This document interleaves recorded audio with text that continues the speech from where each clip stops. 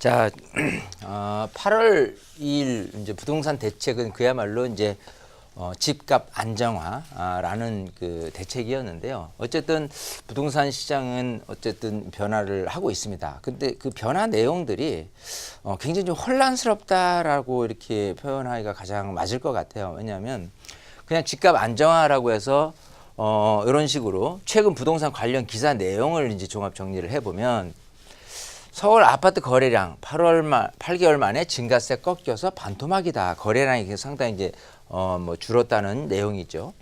또 파리 대책 이후 서울 주거 시설에 대한 경매 낙찰가율도 이제 하락이 된 이것도 마찬가지 거래량이 이제 줄어든 모습을 볼 수가 있는데, 자, 그럼에도 불구하고 분양권 전매 금지에도 거래는 늘고 가격 오르고, 자, 이런 또 기사 내용이 있어요. 자, 이런 거는 이렇게 좀 들여다봐야 될 것 같아요.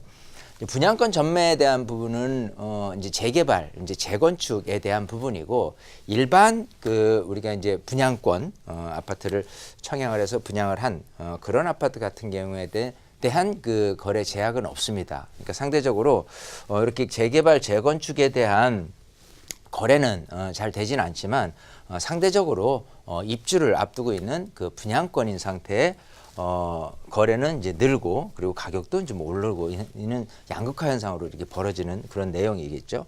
자, 그리고 지금 이제 파리 대책 내용 자체가 워낙 이제 주택에 이제 초점을 맞춘 거죠. 그래서 아파트라든지 다주택자, 그리고 재개발, 재건축 분야라고 한다면, 주택에 대한 부분을 누르다 보니까 빌딩 거래가 우뚝 섰다라는 이제 그 풍선 효과 같은 그런 현상이 나타나는 부분, 또 강남 재건축이 이제 내년부터는 이렇게 초과액 환수제를 이제 맞이를 하기 때문에 아무래도 이제 조합원들의 불이익이 발생이 될 텐데, 자, 이렇게 막판 스포트로 초과액 환수제를 대거 피할 수 있는 단지들이 지금 늘고 있습니다. 그래서 계속해서 이제 건축 심의 받고 사업 시행인가 또 올해 안에 관리 처분에 대한 신청을 하게 되면은 초과이익 환수를 피할 수 있기 때문에 이런 단지들이 굉장히 좀 늘어나는 부분들, 또 잠실 5단지도 이런 그 건축 심의가 이제 사실상 통과됐다는 그런 내용 때문에인지 몰라도 일주일 새 1억이나 좀 올라서 파리 대책 전에 원상 복귀했다는 그런 내용, 그리고 한남 3구역 이 또 마찬가지 건축 심의가 이제 사실상 통과됐기 때문에 한림뉴타운 개발 속도가 이제 불이 붙는다, 이런 내용들입니다. 그래서 이런 내용들을 보면은 시장 또 가격 이런 것들이 이제 하락적인 부분이 있을 수도 있고, 상대적으로 또 상승이라는 기류도 좀 엿볼 수가 있어요. 그래서 굉장히 좀 혼란스러운 내용인데, 꾸준히 이런 것들은 전체적인 시장을 볼 게 아니고요. 지역적인 또 종목적인 부분들을 이제 살펴가면서, 그럼에도 불구하고 이 부동산이 오를 듯하니 차라리 매입을 하는 게 낫겠다, 아니면 또 파는 게 낫겠다, 이런 것들을 잘 가늠할 수 있는 그런 잣대가 되었으면 하고요.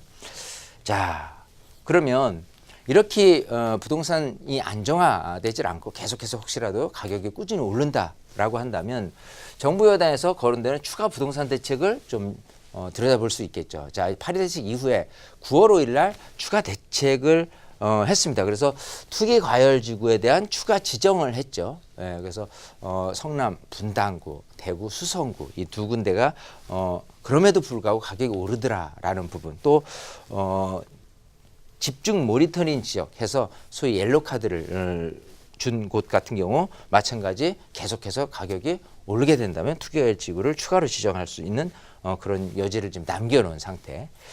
자, 요거 말고도 어쨌든 정부 여당에서 거론되는 추가 부동산 대책 내용은 전월세 상한제, 그리고 계약갱신 요구 청구권 이라는 부분은 또 김현미 국토부 장관이 좀 얘기한 내용이기 때문에, 어쨌든 정부에서는 집값 안정화, 또 전세금, 또 월세 이거에 대한 상승을 좀 눈여겨보고 싶지는 않다. 그래서 계속 좀 지켜보고 그거의 가격이 좀 안정화됐으면 하는 바람이 클 겁니다. 그래서 요거를 좀 생각을 하고 있는데, 요게 공교롭게도 이제 전월세 상한제가 연 5%, 그리고 계약갱신 청구권이 이제 2년에서 한 번 더 했을 경우라면 이제 4년이 되겠죠. 자, 요 내용이 임대사업자에 대한 내용에 고스란히 담여 있어요. 그래서 임대사업자에 대한 부분을 등록을 이제 활성화시키려는 움직임이 있기 때문에 9월 안에 어떤 대책이 나올 것인지에 대해서 조금 지켜봐야 될 필요가 있는 것 같고요.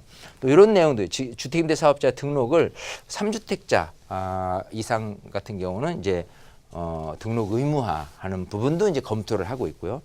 자, 보유세 세율 인상도 검토는 하고 있습니다만은 일단은 김동연 그 기획재정 장관은 일단은 지금은 생각하고 있지 않다라고는 하지만 그럼에도 불구하고 부동산 시장의 과열 양상을 띈다 그러면은 아무래도 보유세 인상에 대한 카드를 좀 낼 수 있다는 부분도 생각은 해야 되겠죠. 그래서 부동산 종합부동산세 과세 기준을 뭐 강화하는 그런 내용 또 대출 규제에 대한 강화 이건 뭐 일단 투기과열 지구 같은 경우는 이미 이제 강화가 된 상태고 이것 말고도 전국적으로 어느 정도는 좀 이렇게 강화된 상태로 지금 움직임이 있습니다. 자, 어쨌든 이런 식으로 부동산 시장이 안정적이지 못할 경우에 정부에서 지금 거론되고 있는 대책이 있다 보니까 일단 집값이 마구 올라갈 수만은 없을 것 같고요.